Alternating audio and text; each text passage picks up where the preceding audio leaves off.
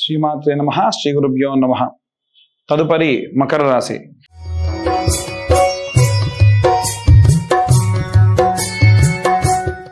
రెండు 2025 మార్చి నెలలో మకర రాశి వారికి ఎలా ఉందో ఇప్పుడు మనం తెలుసుకుందాం. మకర రాశి వారికి ఏలినాటి శని ప్రభావం వీడిన తర్వాతకి ఉన్నటువంటి నెలలన్నీ కూడా చాలా ప్రశాంతమైనటువంటి వాతావరణం అని చెప్పొచ్చు.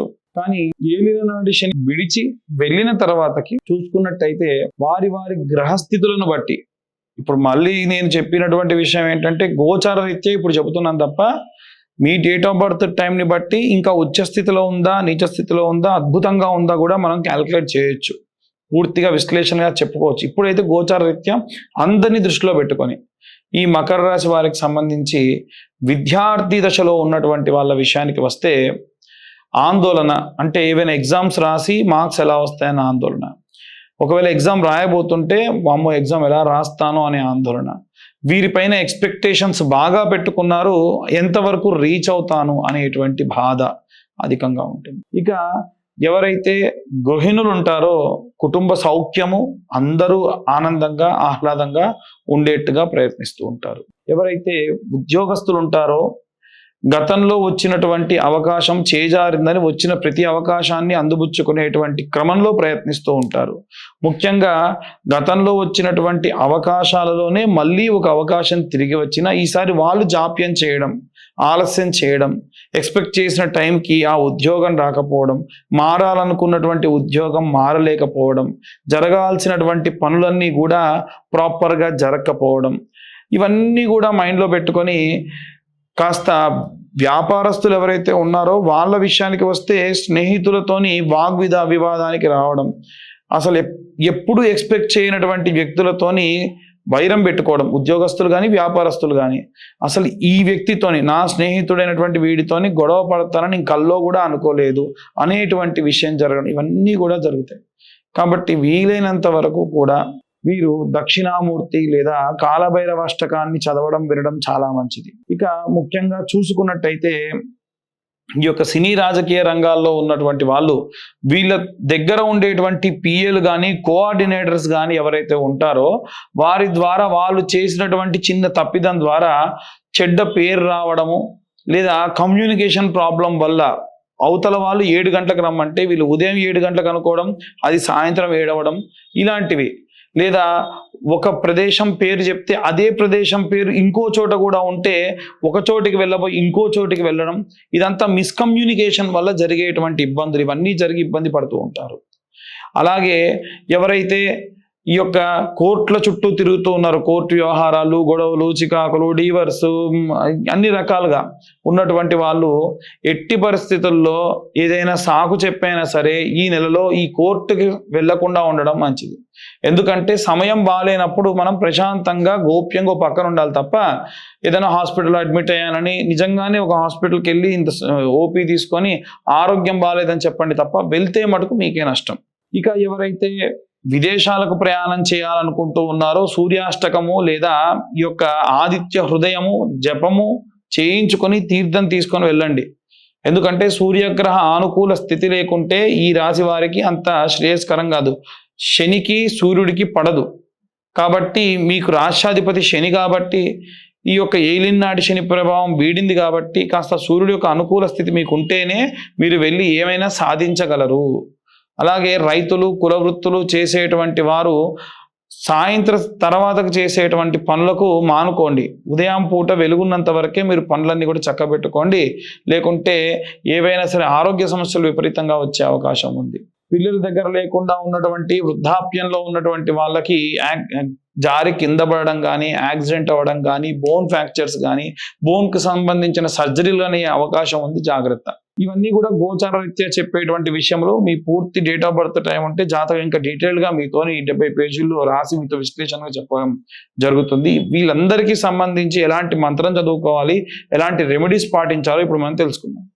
మనకు విద్యార్థులు, గృహిణులు, సినీ రాజకీయ రంగాల వారు, ఉద్యోగులు, వ్యాపారులు, అలాగే రైతులు, చేతి వృత్తులు, కుల వృత్తులు చేసుకునేటువంటి వాళ్ళు, వివాహం కోసం ఎదురు చూస్తున్నటువంటి అమ్మాయిలు కానీ అబ్బాయిలు కానీ, అలాగే ఎవరైతే విదేశాలకు వెళ్ళి చదువుకోవాలి, ఉద్యోగం చేసుకోవాలి అనుకుంటూ ఉన్నారో అలాగే ఎవరైతే పిల్లలు దగ్గర లేకుండా ఉన్నటువంటి వృద్ధాప్యంలో ఉన్నటువంటి ఏజ్లో ఉన్నటువంటి వాళ్ళు ఎవరైతే ఉన్నారో వారందరూ ఎలాంటి మంత్రపఠనం చేయాలి, ఎలాంటి రెమెడీస్ చేసుకోవాలనే విషయాన్ని ఇప్పుడు మనం తెలుసుకుందాం.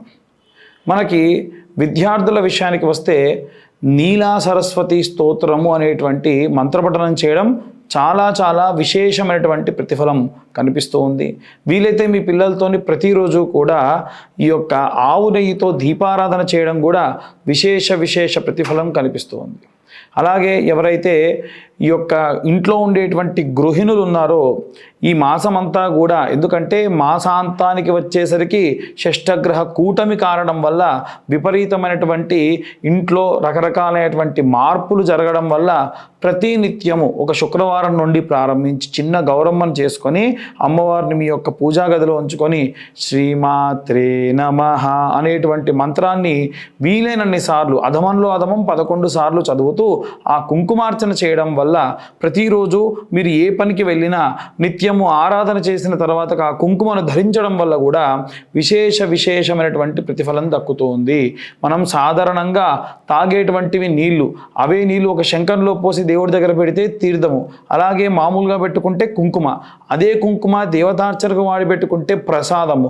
అమ్మవారి యొక్క ప్రసాదం మీ అందు మీ కుటుంబ సభ్యులందరికీ పెట్టడం వల్ల విశేషమైనటువంటి ప్రశాంతత కనిపిస్తూ ఉంటుంది.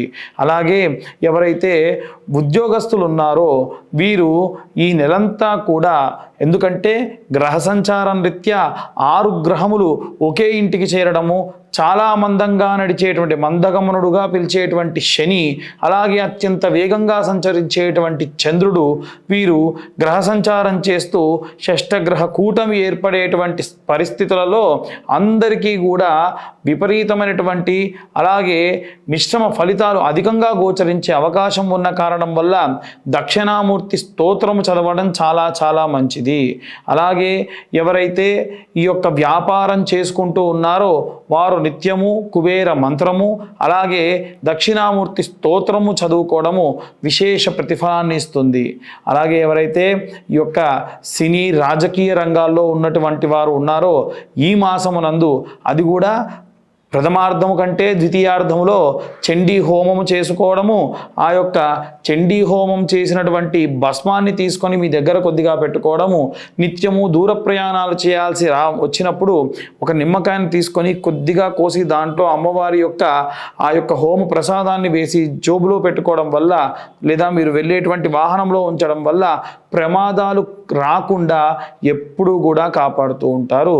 అలాగే ఎవరైతే ఈ యొక్క చేతి వృత్తులు కుల వృత్తులు చేసేటువంటి వారు ఉంటారో మీ యొక్క కులదేవతారాధన మానకుండా ఉండడం మంచిది. వీలైనంత వరకు కూడా ఎప్పుడూ చాలా ప్రశాంతమైనటువంటి వాతావరణంలో అమ్మవారి ఆరాధన, అలాగే మీ యొక్క కులదేవతకు లేదా మీ గ్రామ దేవతకు వారి రోజులలో, అంటే ఉదాహరణకు ఎల్లమ్మ తల్లిని పూజించేటువంటి వారైతే మంగళవారం నాడు, పోచమ్మను కానీ లేదా ఉప్పలమ్మను కానీ పూజించేటువంటి రైతులు గ్రామాలలో ఉండేటువంటి వాళ్ళు ఆదివారం నాడు ఒక కొబ్బరికాయ నివేదన అమ్మవారికి పెట్టుకోవడము చాలా విశేషమైనటువంటి శక్తినిస్తుంది. అలాగే వివాహం కోసం ఎదురు చూసేటువంటి ఆడపిల్లలు కానీ మగపిల్లలు కానీ ఈ మాసమునందు ఏవైనా సరే నిర్ణయములు, ప్రయోగాత్మకమైన నిర్ణయములు తీసుకోవడం కానీ, తెలవనటువంటి వారి యొక్క సంబంధం వచ్చినప్పుడు అనుకూలమైనటువంటి సమాధానం ఇవ్వకుండా ఆచితూచి నిర్ణయం తీసుకోవడం మంచిది. మనకు అమ్మాయిలైతే వరపాశుపతమని, అబ్బాయిలైతే కన్యాపాశుపతము అనేటువంటి హోమం జరుగుతుంది. అలాంటి హోమాన్ని నిర్వహించుకొని మీరు ఆ యొక్క పూజాధికృతులలో పాల్గొనడం వల్ల శీఘ్రము వివాహం అయ్యేటువంటి అవకాశం ఉంది. ఇవన్నీ కూడా గోచార రీత్యా చెప్పేటువంటి విషయములు మాత్రమే. మీరు మీ యొక్క స్వతహాగా మీ జాతకం తెలుసుకోవాలనుకుంటే మీ యొక్క పేరు, date of birth, time, place ఇవన్నీ కూడా కింద ఉన్న నెంబర్కు పంపించడం వల్ల పూర్తిగా మీ జాతకం విశ్లేషణతోని 60 నుండి 70 పేజీల్లో విశ్లేషణతో చెప్పడం జరుగుతుంది. ఈ 2025వ సంవత్సరంలో 2025 మాత్రమే తీసుకొని మీకు జాతకం విశ్లేషణగా చెప్పడం కూడా జరుగుతుంది. అలాగే ఎవరైతే ఈ యొక్క కోర్టుల చుట్టూ తిరుగుతూ ఉన్నారో, అంటే కోర్టు వ్యవహారాలు, గొడవలు, విడాకులు వీటి గురించి తిరుగుతూ ఉన్నారో, దుర్గా కవచం చదువుకోవడం చాలా మంచిది. ఈ దుర్గా కవచం చేయడం వల్ల అమ్మవారు ఎప్పుడూ మీ చుట్టూ ఒక రక్షణా వలయంలా ఏర్పడుతూ ఉంటారు.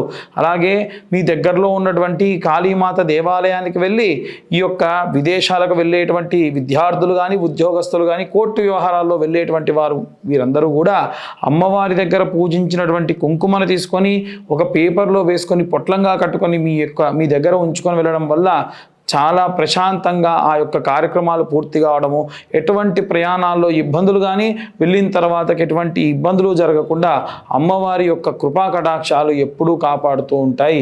అలాగే ఎవరైతే వృద్ధాప్యంలో ఉన్నారో వారు ఈ యొక్క కాలభైరవాష్టకాన్ని నిత్యము చదువుకోవడం మంచిది. లక్ష్మీనారసింహ కరావలంబ స్తోత్రము చదువుకోవడం మంచిది.